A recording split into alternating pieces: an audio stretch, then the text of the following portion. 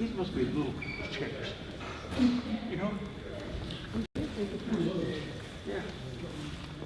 Down to school, they had them little teeny chairs. I'm like, good heavens. I have to get somebody to help me out.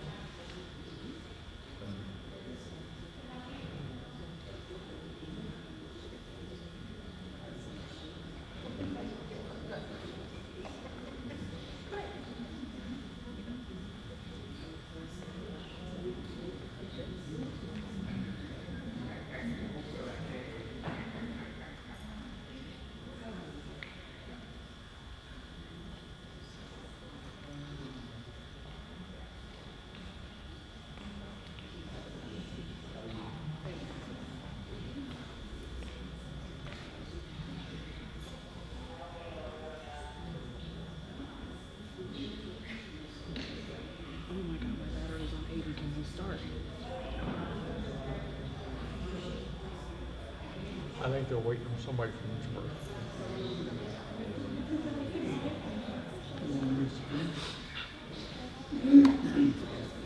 Well, channel 13 is Lynchburg. I think it's Lynchburg, isn't it? 13.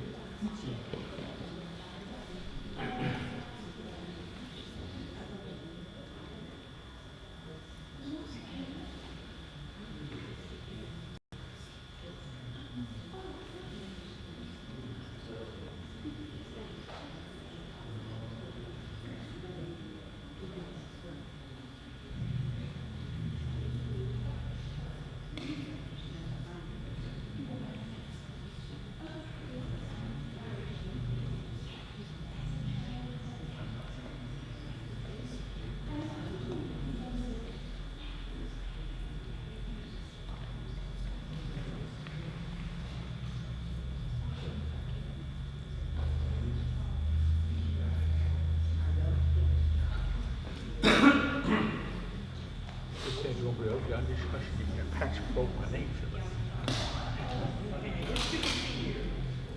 You're really looking on the screen or in the box. That's right.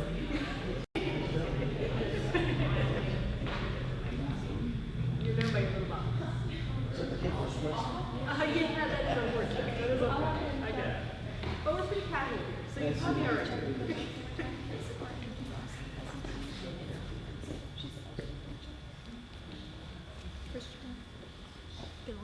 Okay, mic check 1, 2, 3, 4, 5, 6, 7, 8, 9, 10. Mic check 1, 2, 3, 4, 5, 6.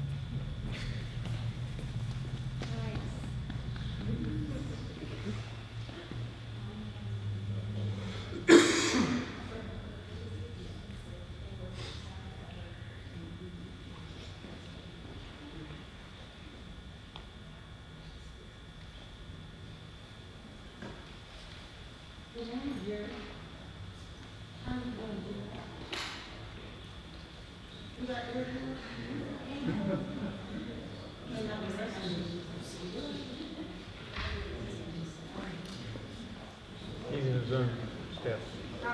He's in the zone.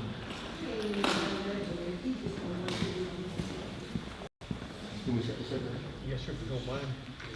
Hope we don't have to stand up, we do. You'll be fine, I hope we do. Well, I don't see no flag, but I don't see the president.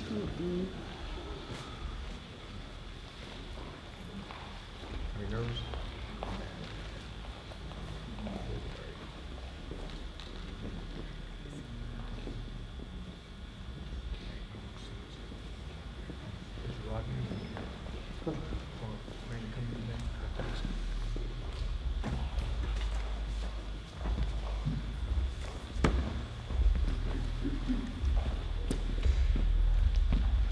Good morning, everyone. I'd like to thank you for being here today. I'm John Littleton, School Board Chairman of Alleghany Highlands Public Schools. I know the situation at CMS has been a source of concern and uncertainty for many in our community. We are deeply appreciate your continued patience and support as we work through these challenges together. Our primary focus throughout this process has been ensuring the safety, health, and well-being of our students, staff, and community. We've been working closely with environmental and mechanical experts to address the air quality concerns of Covington Middle School. We recognize the critical importance of transparency and clear communication, and today we are here to present the findings from their most recent air quality assessment, along with the proactive steps we are taking to enhance the school's ventilation system. We appreciate the community's patience and understanding as we have navigated the necessary through the process to ensure accurate results, which is why it took so much time to provide these answers. Before we dive into the details, I'd like to introduce Superintendent Kim Halterman, who will walk you through the findings of the district's plan moving forward. Kim's leadership and commitment to this process have been instrumental, and we're fortunate to have her at the helm as we navigate these next steps. Introduce Superintendent Halterman. Thank you, Mr. Littleton.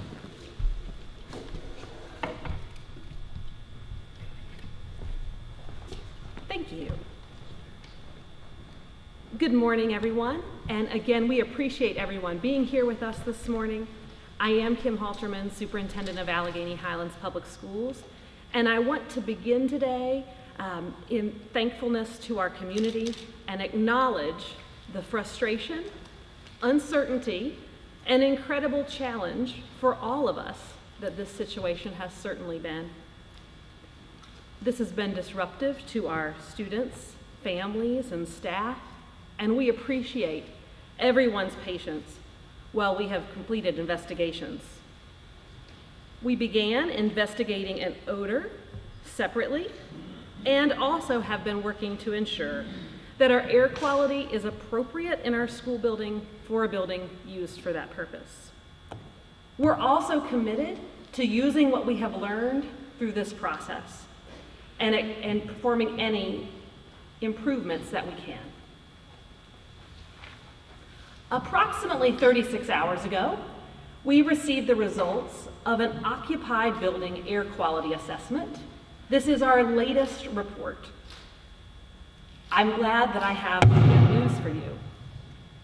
After multiple rounds of testing and work with both environmental and technical specialists, we continue to feel confident that there is no carbon monoxide issue in Covington Middle School. This finding does align with previous findings, as indicated initially in partnership with the Virginia Department of Health and other partners. However, we are still aware of reports that there are elevated levels of carboxyhemoglobin in our community. We want to assure you that none of our subject matter experts have found any connection between those levels and the school. Excuse me. That said, we want to assure everyone that we remain diligent in continuing to monitor the situation at Covington Middle School. This latest report that we are bringing to you today identifies a ventilation issue to help us notice that we need to keep air flowing equally throughout the building. That may have led to the higher than expected levels of carbon dioxide in some of our classrooms that this report also indicates.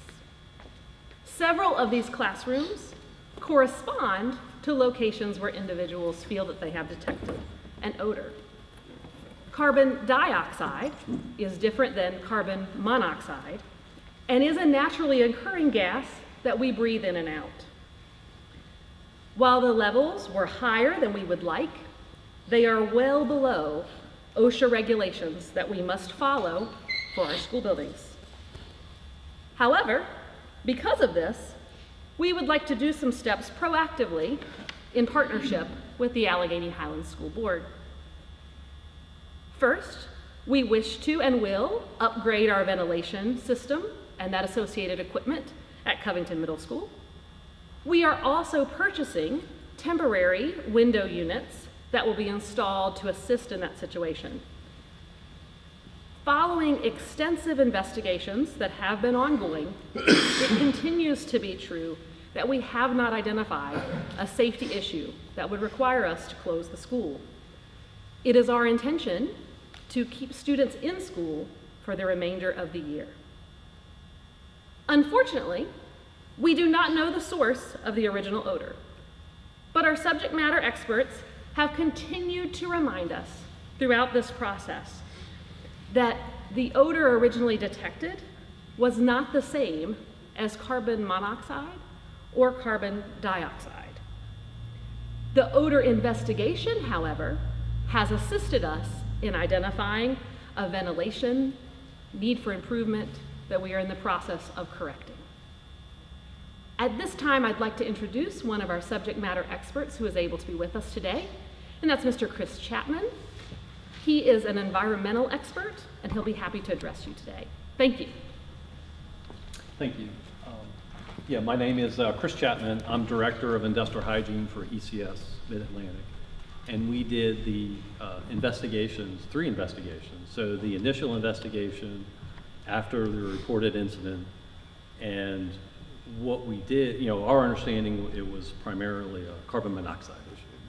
So what we did is we did a general indoor air quality screening, but focusing on carbon monoxide, but also some other indoor air quality parameters like carbon dioxide and temperature and relative humidity. But what our plan was and what we did is we went to every single classroom and office and the auditorium and pretty much every place in that school to check for all those parameters, carbon monoxide, CO2, temp and RH. Did not see any significant levels of carbon monoxide or CO2 from that matter. We also did a screening for aldehydes for the, I think it was like a urine odor, but we couldn't find it. Every time we've gone back, we have never been able to detect that odor, so I guess apparently it comes and goes. And we also did a basic mold and moisture screening for the school. And it's my understanding that those findings that those concerns that we identified in that report have been addressed. Subsequently, once the kids got back in school, we were asked by the school board on 2 different occasions to go back through and basically repeat the carbon monoxide, carbon dioxide, and temperature relative humidity testing throughout all the school, throughout all the classrooms and all the common areas like the cafeteria. And we did not see, same thing, we did not see any issues with carbon monoxide for sure. But as was mentioned, we did find some elevated carbon dioxide levels, which is an indicator, CO2 in of itself isn't a health hazard, but it's a surrogate or an indicator of poor ventilation. And one of the things that was identified on our second investigation was the rooftop exhaust ventilation system was not operable. So they turned all that on, we went back a 3rd time, and levels improved. They're still a little bit high, but they did definitely improve. So for sure, increasing or addressing ventilation in that school will overall improve indoor air quality. That's it. Thank you, Mr. Chapman. We're also very grateful to have Dr. Cynthia Morrow here from the Virginia Department of Health and she'll be our speaker next.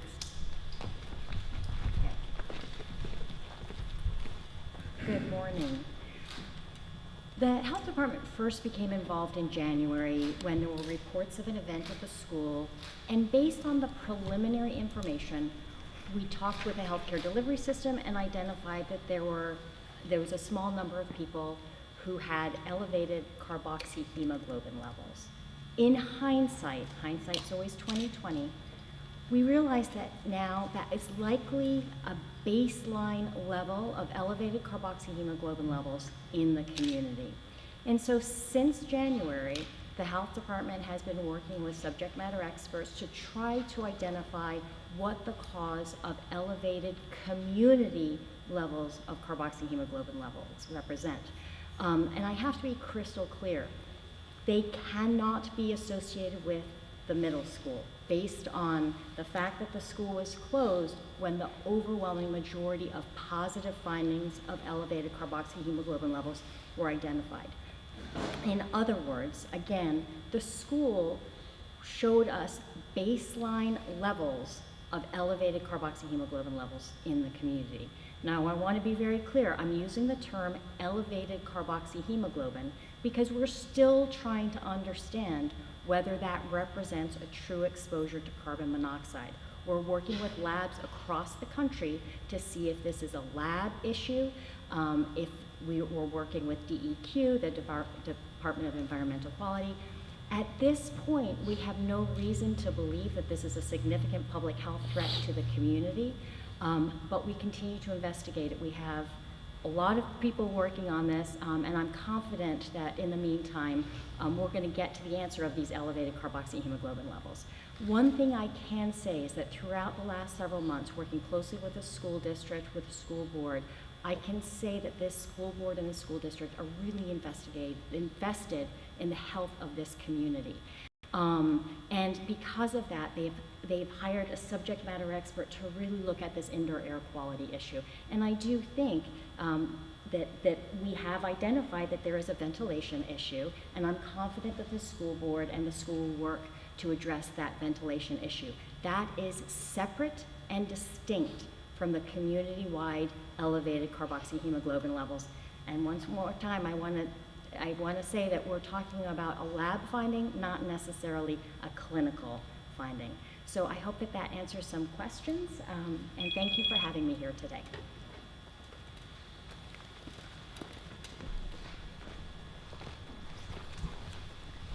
Thank you so much, Dr. Morrow. And now Ms. Cindy Fox from our team will be assisting us for a moment.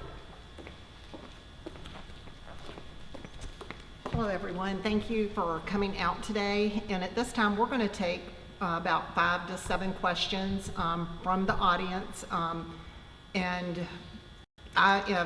Normally Daryl Gleason would be doing this. He is our PR representative for the Alleghany Highlands Public Schools, but they had asked me this morning if I could step in and do this, so I apologize if I seem a little whatever, because I've never done this before. So, okay.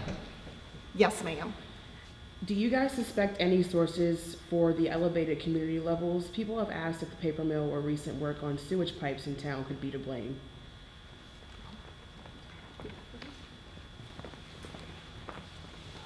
In our work with the Department of Environmental Quality, we have been looking at potential community sources of elevated carboxyhemoglobin levels. So whether there's an environmental source of carbon monoxide that is contributing to this laboratory finding.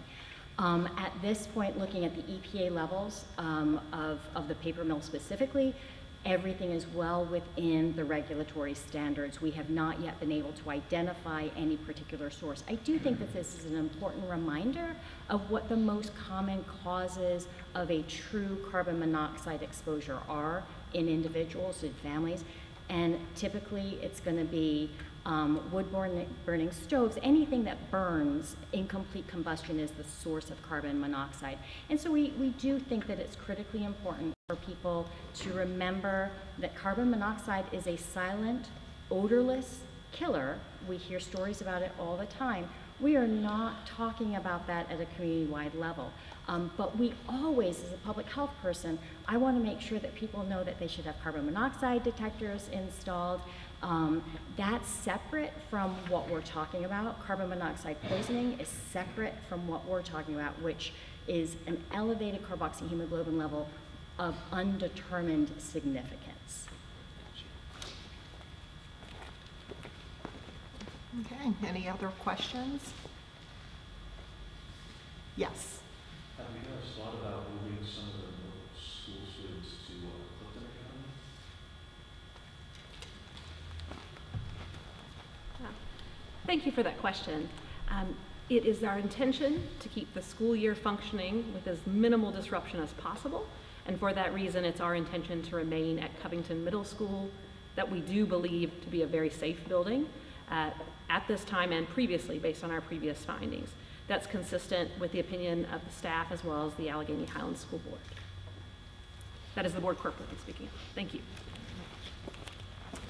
Yes, ma'am. Do you all have any timeline yet when it comes to ventilation improvements? When do you believe that those will be completed? Repeat the question. Certainly. Could you repeat it more fully, Ms. Fox? Wait, yeah, and can I get you to say that just a little bit louder? I apologize. That's okay. Do you have any timeline yet for when those ventilation improvements are expected to be completed within the school? Okay, she was wondering, did you hear that? Okay. Very good. So the window units that I mentioned earlier, those are ordered and in process of arriving and will be very quickly installed.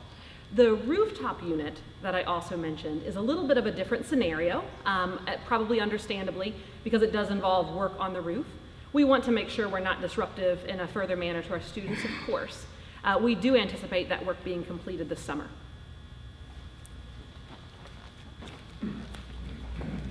Cindy Gregory, Howard Housing Media Group. Quick question for the school division. How many thousands of dollars have been spent thus far looking into the, air quality, the carbon monoxide, the carbon dioxide at Covington Middle School, and also for the upgrades? How many thousands of dollars? That is also a really helpful question. And the reality of the answer is we do not know at this time, because we have been very focused on making sure that we do whatever is necessary, and I want to communicate that very clearly. Our school division, thanks to our school board's wise fiscal management, does have some reserves for these type of expenditures should they be necessary. But I do want to emphasize that there are costs associated with this process. So, Mr. Howard, you're very correct. There are costs. We have just believed very strongly in making sure that we do whatever is in our power to make certain that the school is safe and appropriate. Yes, sir. You did send a release out a couple of weeks ago, or after March 31st, about attendance dropping a little bit that week.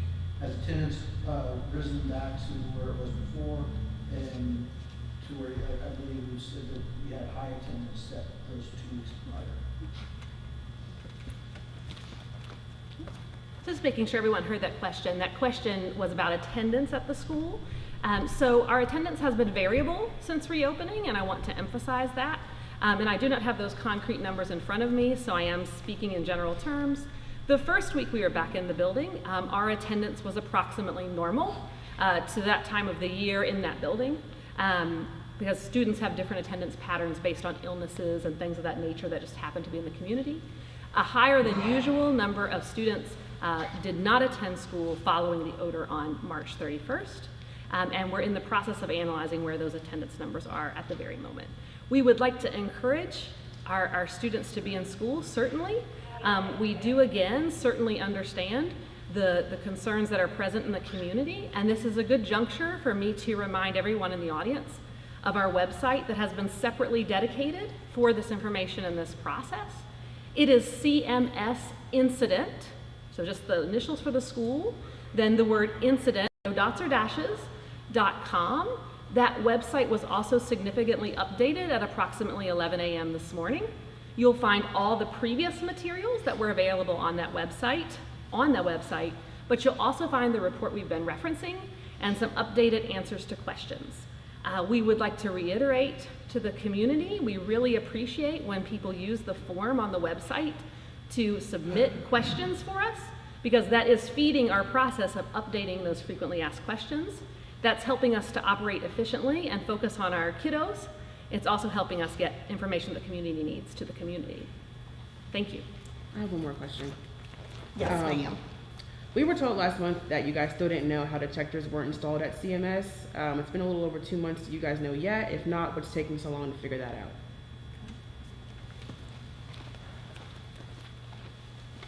Let me make sure that I'm referencing the proper document here. I apologize.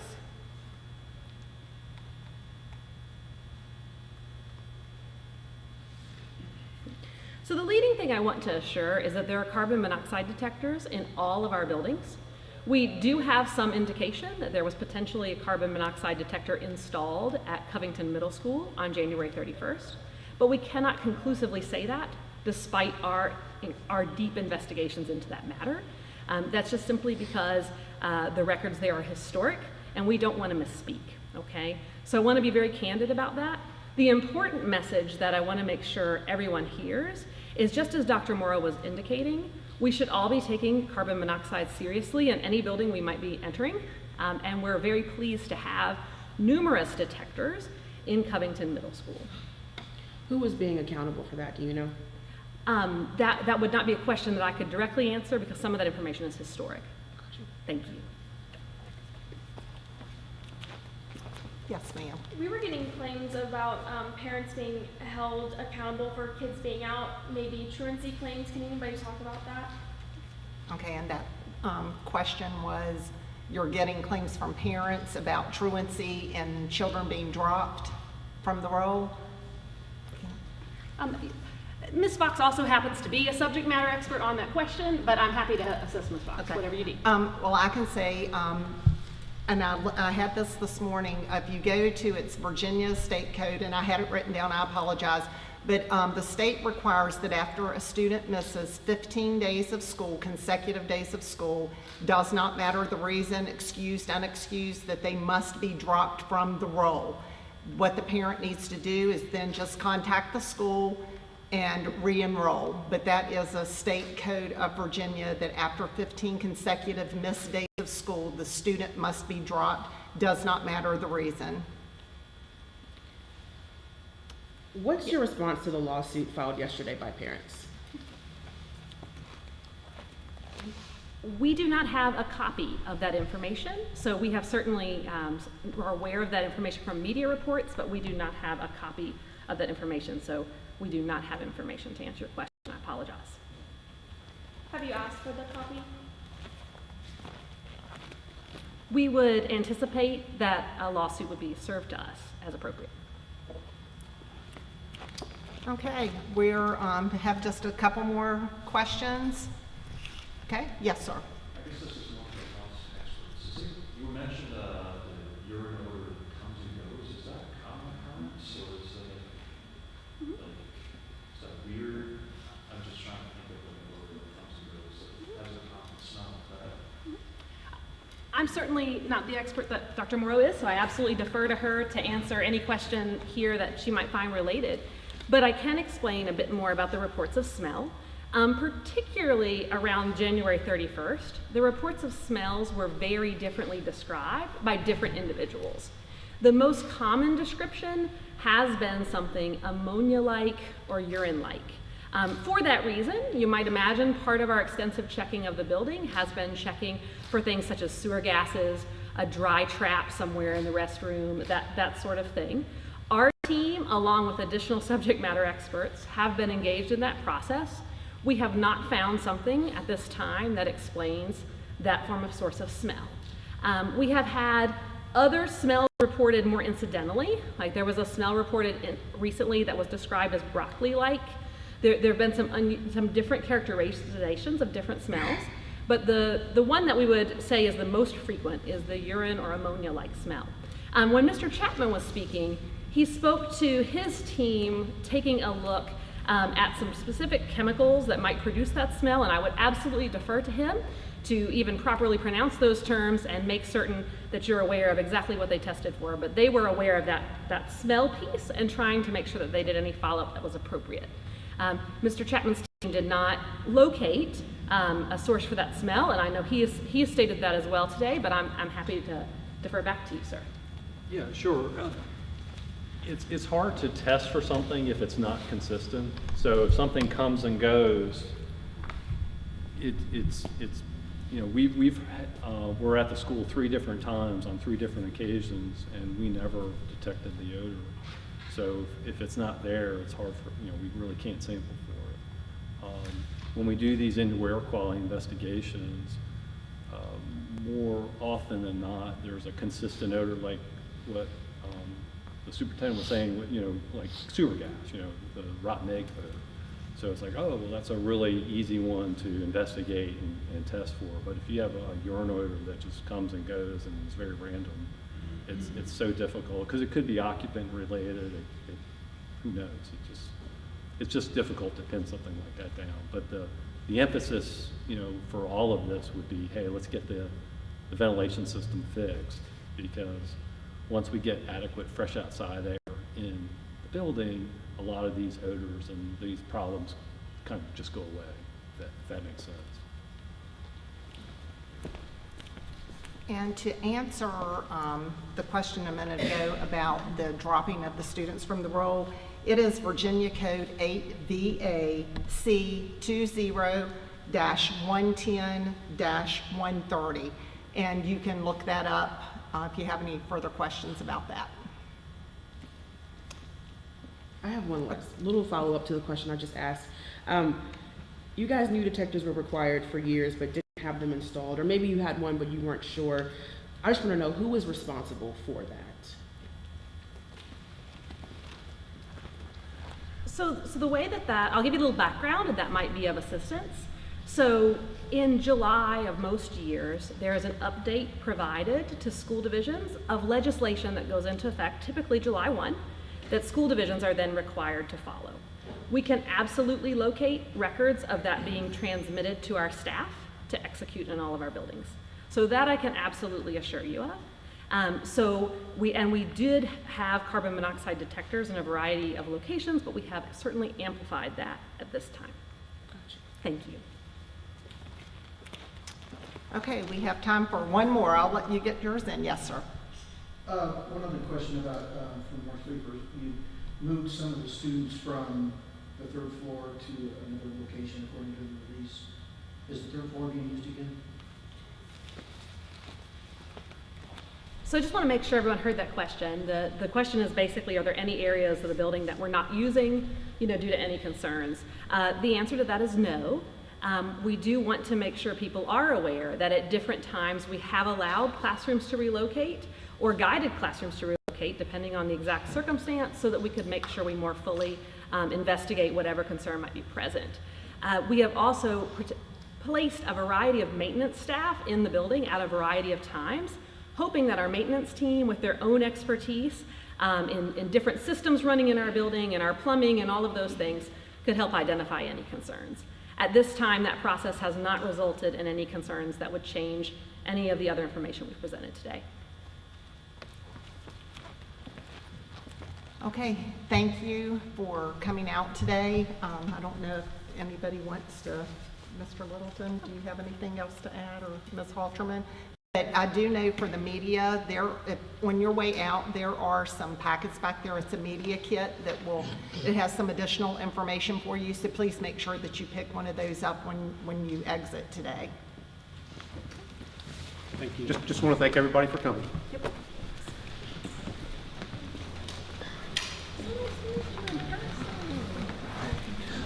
Thank you. Provide sample water to the snow, All right. Yeah, you're talking about like what they call assumed canister. Great to meet you.